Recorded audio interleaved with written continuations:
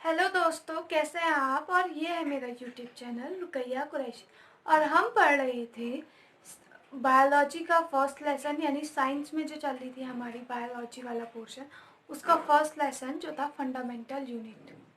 ठीक है, जीवों के लिए जीवन की संरचनात्मक इकाई, यानी फंडामेंटल यूनिट ऑफ लाइफ। और हमने इसमें सेल पढ़ ली थी। सेल क्या होती है, सेल को किसने दिया था, रॉबर्ट हुक ने दिया था। ठीक है, सेल पढ़ ली थी, उसके अंदर जो जो चीज़ें थी, पादप कोशिकाएं, जंतु कोशिकाएं, ये सब पढ़ ली थी। अब हमारा था साइटोप्लाज्म। साइटोप्लाज्म क्या होता है, किसी भी सेल में, मान लो ये एक मेरी क्या पादप की सेल है, इसके अंदर उपस्थित जो द्रव्य होता है, ये क्या होता है, हमारा साइटोप्लाज्म होता है। साइटोप्लाज्म में जो जो चीज़ें उपस्थित होती है, अब हमें ये पढ़नी होती है। और ये जो इसकी ये जो झिल्ली थी, इसको हमने क्या कहा था, प्रोटेक्शन लेयर। जैसे हमारी स्किन हमेशा हमें प्रोटेक्ट करती है, वैसे ही हमारे पादप कोशिकाओं की जो ये साइड की झिल्ली है, ये क्या है, पादप कोशिका झिल्ली या भित्ति, ये हमें क्या करती है, प्रोटेक्शन प्रोवाइड करती है।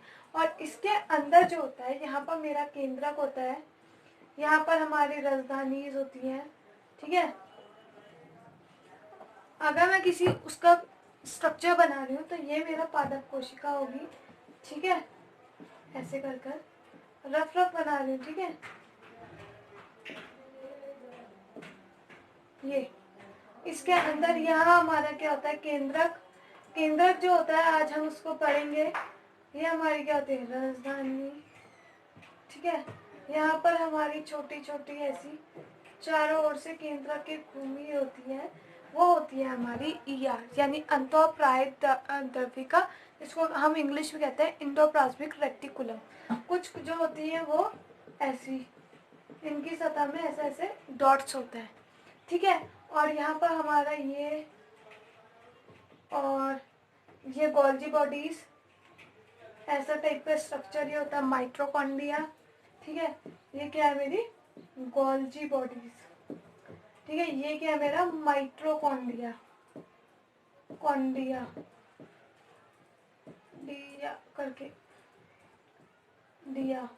ठीक है, ये मेरा क्या है, ईआर, एंडोप्लाज्मिक रेटिकुलम। ये क्या है, मेरा न्यूक्लियस। ठीक है, ये राजधानी, यहाँ पर छोटे छोटे क्या होते हैं, वैक्यूल्स। ठीक है, तो आज हम इनको ही पढ़ेंगे कि कौन सी चीज़ और उसका अब हमारी हर चीज़ का यूज़ होता है। ठीक है, तो वैसी हमारी कौन कौन सी चीज़ क्या क्या यूज़ करती है। ठीक है, तो आज हम इस धीरे से ही स्टार्ट करते हैं। साइटोप्लाज्म समझ में आ गया। साइटोप्लाज्म के अंदर क्या क्या पाया जाता है, मैंने आपको बताया था। पहला हमारा पाई जाती है क्या, साइटोप्लाज्म में हमने कहा पहले ईआर, यानी एंडोप्लाज्मिक रेटिकुलम। देन फिर लाइसोसोम, फिर माइट्रोकॉन्ड्रिया, कॉन्डिया। ठीक है, माइट्रोकॉन्ड्रिया के के बाद हमारा पाया जाता है प्लास्टिड। और फिर हमारी होती है राजधानी, यानी लास्ट में क्या हुआ, वैक्यूल। और लास्ट के बाद क्या होता है, मोस्ट इम्पॉर्टेंट, फिर हम पढ़ेंगे केंद्रक, यानी हमारा हिंदी में ही लिख देती है न्यूक्लियस।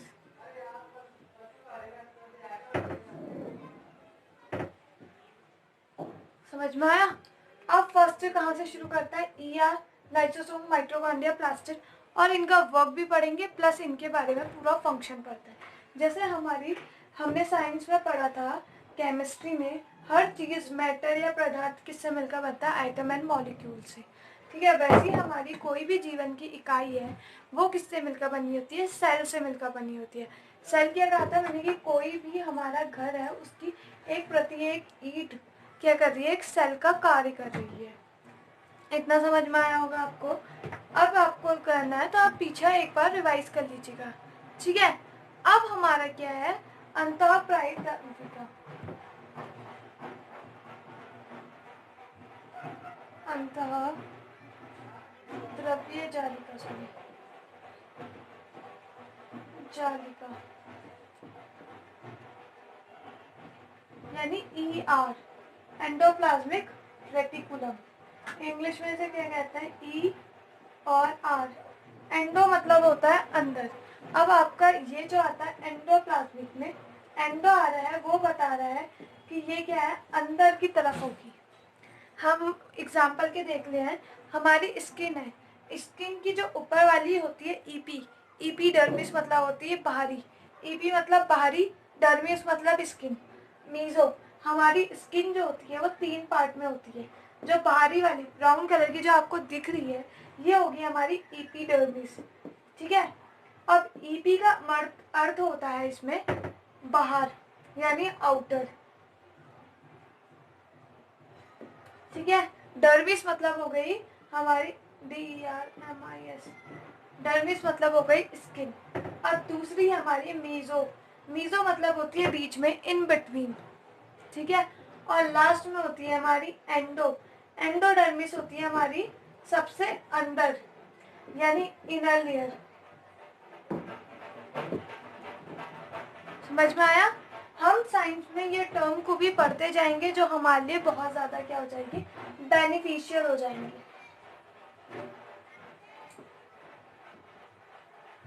ER, एंडोप्लाज्मिक रेटिकुलम, इनका स्ट्रक्चर ऐसा होता है।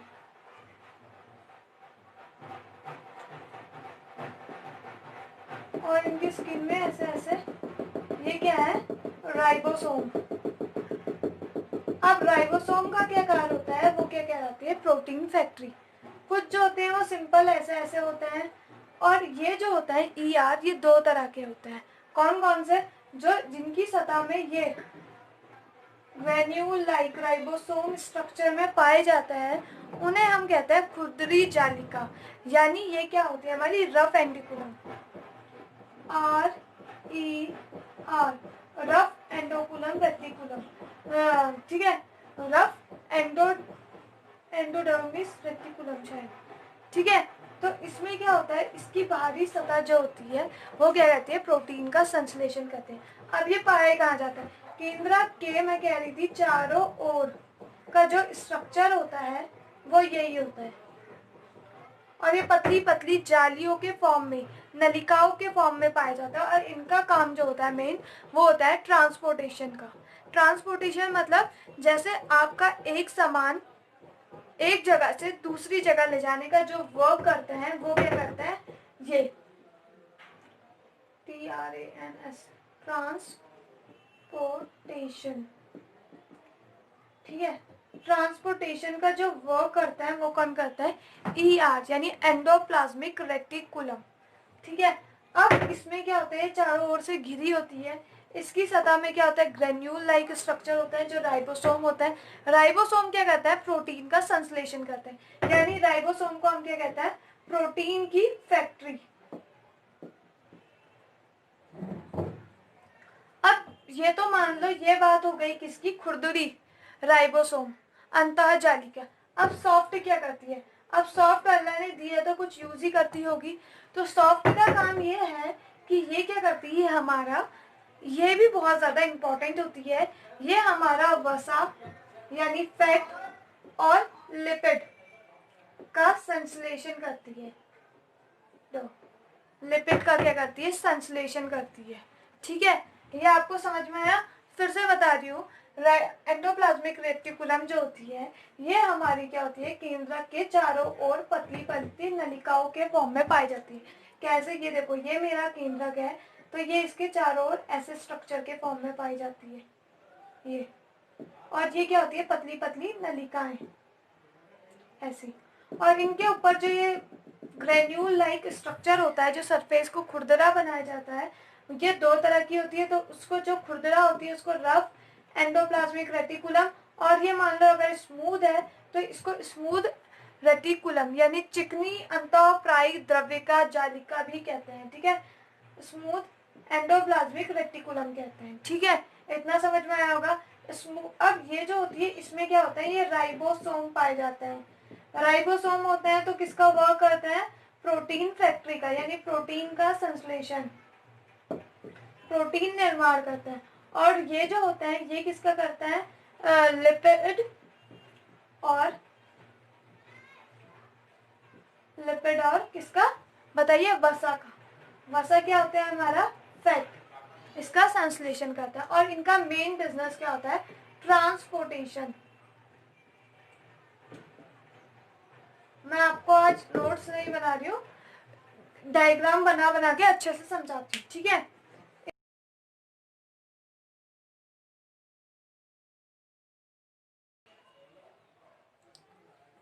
तो देखो दोस्तों, अब हम पढ़ा रहे हैं आपको क्या, गोल्जी उपकरण। गोल्जी उपकरण की खोज किसने की थी, कैमिलो गोल्जी, ठीक है। इसके खोजकर्ता ये, अगर आप किसी एग्जाम की भी तैयारी कर रहे हैं तो उसमें भी बहुत ज़्यादा इस यूनिट से आते हैं, किसने क्या खोज की और किसका वर्क क्या है, ठीक है। तो मैं सारी डाउट क्लियर करते हुए जाऊंगी। अब इसका स्ट्रक्चर क्या होता है, ये क्या होती है, एक ऐसे स्ट्रक्चर के फॉर्म में पाई जाती है। और ये क्या होती है, एक पैकेट लाइक स्ट्रक्चर। जैसा आपके चीज के पैकेट होते हैं, लेस का पैकेट, वैसे ये भी क्या है, एक पैकेट लाइक स्ट्रक्चर होती है, ठीक है। और ये जो होता है ट्रांसपोर्टेशन के लिए बहुत ज्यादा हेल्पफुल होती है। जो ईआर को यानी एंडोप्लाज्मिक रेटिकुलम को जो ट्रांसपोर्टेशन करना होता है, तो ये इसी फॉर्म में गोल्जी उपकरण को पैकेट के फॉर्म में अपने पदार्थ का सेल में, हमें पता है सेल में क्या होता है, साइटोप्लाज्म होता है। साइटोप्लाज्म एक तरह से आपकी समझ लो नदी है। नदी में क्या होता है, सामान एक स्थान से दूसरे स्थान जैसे नाव से पहुंचता है, वैसे ही इसमें क्या होता है, ये जो होती है गोल्जी उपकरण इसे एक जगह से दूसरी जगह इजीली ले जा सकती है। और किस फॉर्म में, पैकेट के फॉर्म में। यही इसका इंपॉर्टेंट वर्क है। और इसके खोजकर्ता इंपॉर्टेंट है, किसने इसका इन्वेंशन किया है, वो है गोल्जी उपकरण का किसने किया है, कैमिलो गोल्जी ने। अब हमारा थर्ड जो पार्ट है वो क्या है, देखिए। अब थर्ड जो है वो क्या, हमारा लाइसोसोम। सोम ये बहुत ज्यादा इंपॉर्टेंट है, और इसका एक क्वेश्चन जो है वो तो बहुत ज्यादा रिपीट होता है, ठीक है। लाइसोसोम जो होता है उसको हम क्या कहते हैं, आत्मघाती थैली, यानी क्या कह सकते हैं, सुसाइड बैग। अब सुसाइड बैग उसका नाम क्यों पड़ा है, इस रीजन को भी हम समझ लेते हैं। लाइसोसोम में क्या है हमारा, लिख लेते हो, सोम,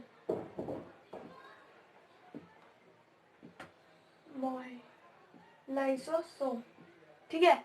अब लाइसोसोम जो होता है, इसको इंपॉर्टेंट टर्म क्या है, इसको कहते हैं आत्मघाती। मतलब जो आत्म मतलब खुद के लिए भी जो बहुत ज्यादा क्या है, खतरनाक है, थैली, यानी सुसाइड पैक, ठीक है। इसमें क्या होता है, इसके अंदर कुछ जो होता है बहुत ज्यादा क्या होता है, एंजाइम पाए जाते हैं। और जो अगर एंजाइम फट जाती है, अगर लाइसोसोम का स्ट्रक्चर होता है ऐसा, ठीक है। अगर ये आपस खुद में ही फट गई, ठीक है, तो इसके एंजाइम जो आ जाएंगे, बाहर आ जाएंगे। और ये इतने ज्यादा पावरफुल होते हैं कि ये पूरी सेल को क्या कर देंगे, डेथ कर देंगे, यानी खुद ही सुसाइड कर लेगी अगर ये बाहर आ गई, ठीक है। इसके एंजाइम का यूज क्यों होता है, अब इसका एंजाइम जो होता है, कोई भी टूट फूट हो जाती है सेल में या खाना पचने के लिए, ये जो होता है लाइसोसोम, जैसे हमारे अंदर बाइल का सेक्रेशन कहाँ से होता है, लीवर से, ठीक है। जो आपके लीवर में क्या हो जाती है, पथरी हो जाती है, वैसे बाइल का सेक्रेशन का होता है लीवर से। तो उसी तरह हमारे इसमें भी क्या होता है, लाइसोसोम होता है जो आत्मघाती थैली होती है, ठीक है।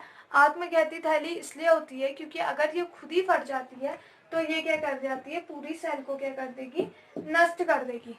यही इसका इंपॉर्टेंट टर्म है। और इसमें क्या होता है, ये क्या करती है, अपनी इस जो भी इसके अंदर पाचन एंजाइम है, इससे क्या कहती है, एक तो सेल के खाने पचने में हेल्प करती है, और अगर कहीं सेल टूट वूट जाती है तो उसकी मरम्मत के भी काम में क्या करती है, हेल्प करती है, ठीक है। इसका यही टर्म इम्पोर्टेंट है। अब सबसे ज्यादा इम्पोर्टेंट आने वाला है वो है माइटोकॉन्ड्रिया।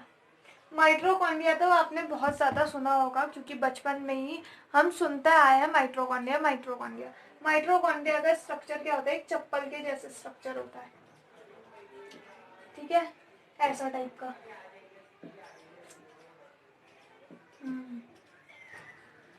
ये ऐसा इसमें क्या होता है, स्ट्रक्चर होता है। ये क्या हमारा माइटोकॉन्ड्रिया, ठीक है, इंग्लिश में लिख दिया, आप समझ जाइएगा, माइटोकॉन्ड्रिया। ठीक है, इसमें सबसे ज़्यादा इम्पोर्टेंट क्या होता है, इसको हम क्या कहते हैं, पावर हाउस। जैसा आपके घर में लाइट आती है, कहाँ से आती है, पावर हाउस से, तो वैसे ये क्या है, पूरी सेल का क्या है, पावर हाउस, यानी बिजली घर।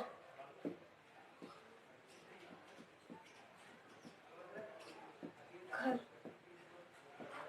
अब इसमें क्या होती है, पावर हाउस क्यों कहते हैं, इसमें जो होती है एनर्जी का जनरेट होती है। किस फॉर्म में जनरेट होती है, इसमें एनर्जी बनती है एटीपी, एटीपी के फॉर्म में। अब एटीपी की फुल फॉर्म क्या है, ठीक है, एटीपी की फुल फॉर्म भी आती है एडिनोसिन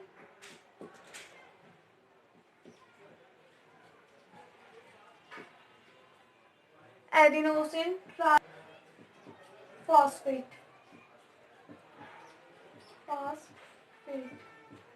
ठीक है। इसमें क्या होता है, इस रूप में क्या होता है, एनर्जी का जनरेशन होता है एटीपी के रूप में। एटीपी का फुल फॉर्म क्या होती है, एडिनोसिन ट्राइफॉस्फेट, ठीक है। और इसमें सबसे इंपॉर्टेंट होता है, इसमें क्या होता है, ये इंपॉर्टेंट क्वेश्चन आता है कि ऐसा कौन से सेल के अंदर एक वो है जिसका अपना केंद्रक के अलावा अपना क्या पाया जाता है, केंद्रक यानी डीएनए और अपना राइबोसोम, तो वो है हमारा माइटोकॉन्ड्रिया। इसमें अपना डीएनए और अपना राइबोसोम, राइबोसोम क्या वर्क करता है, प्रोटीन फैक्ट्री के लिए, प्रोटीन का संश्लेषण करता है, ठीक है।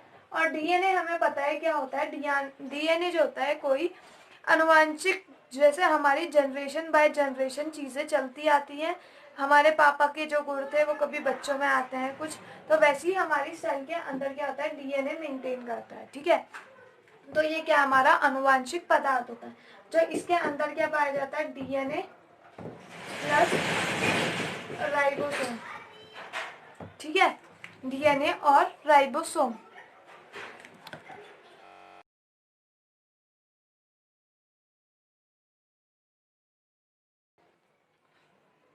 अब हमने क्या देखा कि हमने देखा है कि साइटोप्लाज्म, माइटोकॉन्ड्रिया क्या है, ठीक है, ये पढ़ लिया था। माइटोकॉन्ड्रिया क्या एक power house of the cell है, और इसको क्या कहते हैं हम, power house of the cell, और इसमें एटीपी के फॉर्म में बनती है, ठीक है। और इसका अपना डीएनए, डीएनए हमने बता दिया था क्या होता है, अपना एक अनुवांशिक पदार्थ होता है, ठीक है, अपना डीएनए होता है और अपना ही राइबोसोम होता है, यानी प्रोटीन का संश्लेषण ये खुद करता है। ये बहुत ज़्यादा इम्पोर्टेंट है। अब हम इसके बाद पढ़ेंगे क्या, बताओ क्या पढ़े, अब इसके बाद हम पढ़ते हैं प्लास्टिड्स, ठीक है। अब हम इसके बाद क्या पढ़ रहे हैं,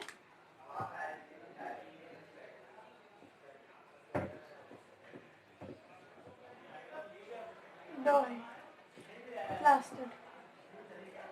अब प्लास्टिड क्या होता है, थोड़ी राइटिंग गलत हो रही है पर आप देख लीजिए, ये भी होता है सेल ऑर्गेनल्स होता है, और ये केवल किस में पाया जाता है, ये केवल क्या होता है, पादप सेल, पादप यानी हमारे पेड़ पौधे, ठीक है, पादप कोशिकाओं में पाया जाता है। और ये क्या होता है, दो तरह का होता है, दो तरह का होता है, एक तो हमारा होता है क्रोमोप्लास्ट और एक होता है हमारा ल्यूकोप्लास्ट, क्रोमोप्लास्ट और दूसरा है हमारा ल्यूकोप्लास्ट। अब क्रोमोप्लास्ट क्या होता है, क्रोमोप्लास्ट होता है हमेशा कलरफुल होता है, ठीक है, कलरफुल, COLOUR फुल। और ल्यूकोप्लास्ट जो होता है हमारा कलरलेस होता है। अब आपने इसको एग्जांपल में आपको बताती हूँ, ठीक है, कलरलेस, आपने पेड़ पौधों की पत्तियां देखी है, पत्तियां क्या होती है, हरी दिखाई देती है। अब पत्तियां हरी क्यों दिखाई देती है, क्योंकि उसमें क्या होता है, क्लोरोफिल होता है, और क्लोरोफिल किसमें पाया जाता है, क्रोमोप्लास्ट में,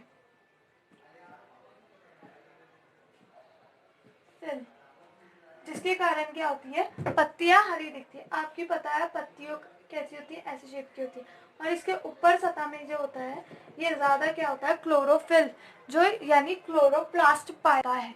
और ल्यूकोप्लास्ट जो होता है वो कलरलेस होता है, ठीक है, यानी पत्ती में इसमें कोई कलर का प्रभाव नहीं पड़ता है। अब ल्यूकोप्लास्ट का क्या काम है? अब होता तो कुछ होगा। ल्यूकोप्लास्ट जो करता है हमारा, ये करता है स्टार्च, ठीक है, स्टार्च, ऑयल यानी हमारा क्या हो गया, तेल, और प्लस हमारा क्या है, प्रोटीन, ठीक है, प्रोटीन का क्या करता है, संचय करता है।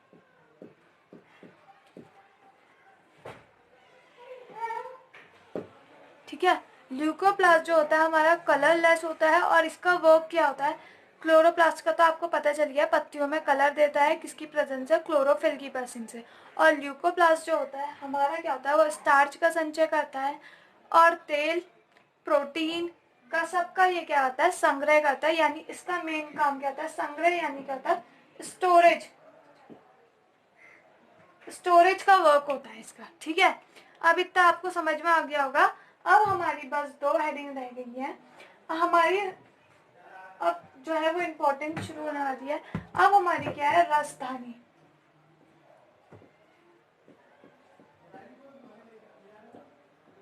राजधानियां, यानी राजधानियां को हम क्या कहते हैं, वैक्यूल,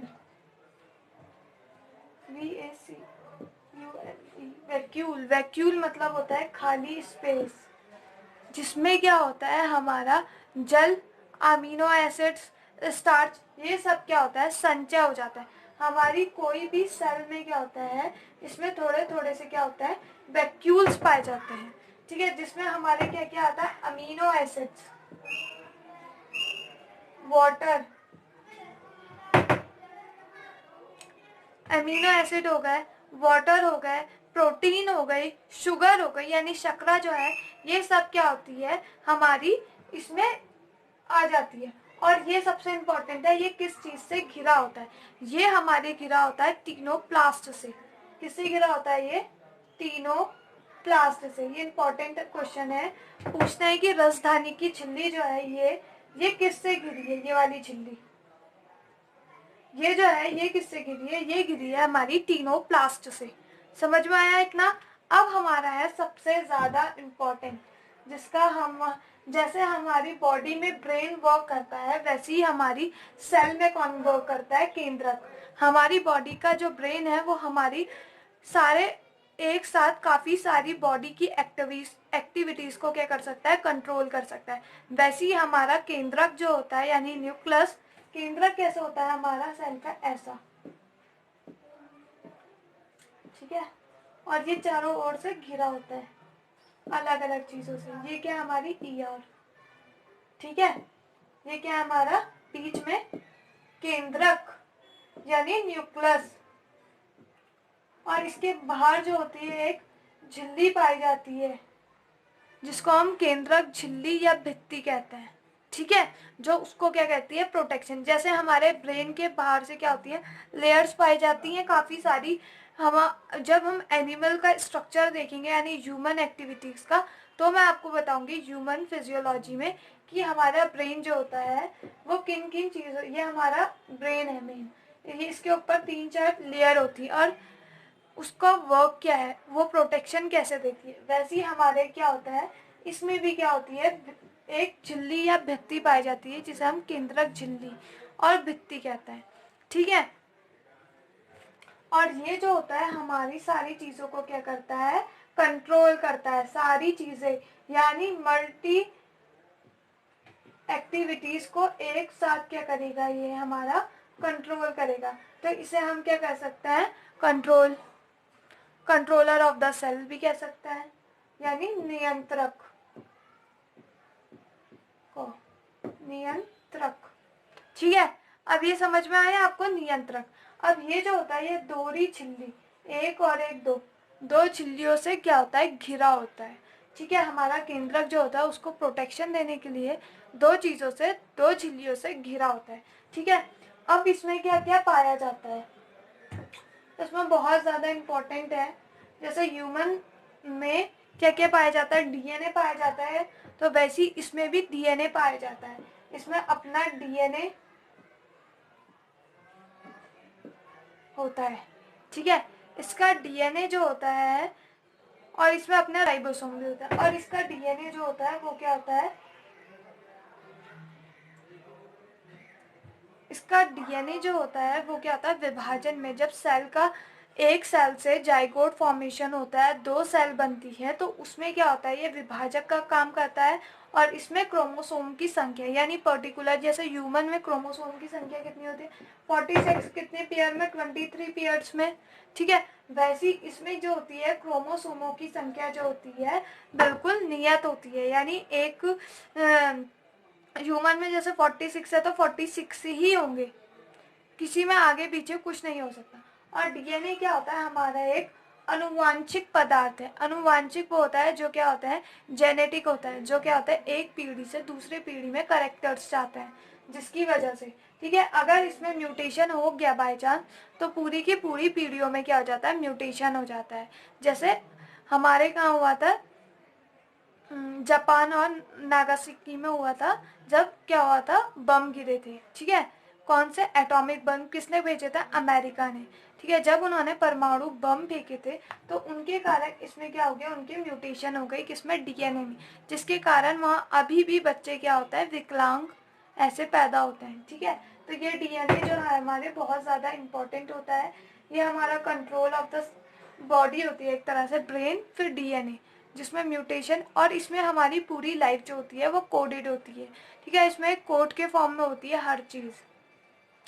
इतना हमने आज पढ़ा दिया। अब हम क्या करेंगे, ये लेसन पूरा हो चुका है, हम अब अगला लेसन पढ़ेंगे। आई होप ये वीडियो आपको अच्छी लगी हो, तो प्लीज़ लाइक एंड सब्सक्राइब और इसे शेयर करना ना भूलें। Okay bye.